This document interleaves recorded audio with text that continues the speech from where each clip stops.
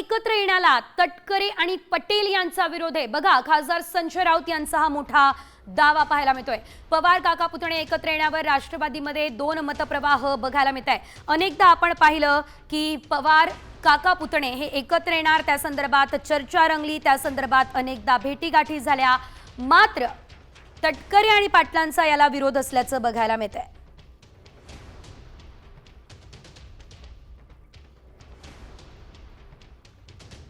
आभास कसा आहे बघा, आजही ते शरद पवार आमचे नेते आहेत असं सांगतात। शरद पवारांच्या विचारधारेवरच आमचा पक्ष उभा आहे असं म्हणतात। आम्हीच मूळ राष्ट्रवादी आहोत असंही सांगतात। आपण एकत्र आलो पाहिजे असंही म्हणतात। आणि जेव्हा ती वेळ येते तेव्हा ते एकत्र व्हायला तयार नाहीत।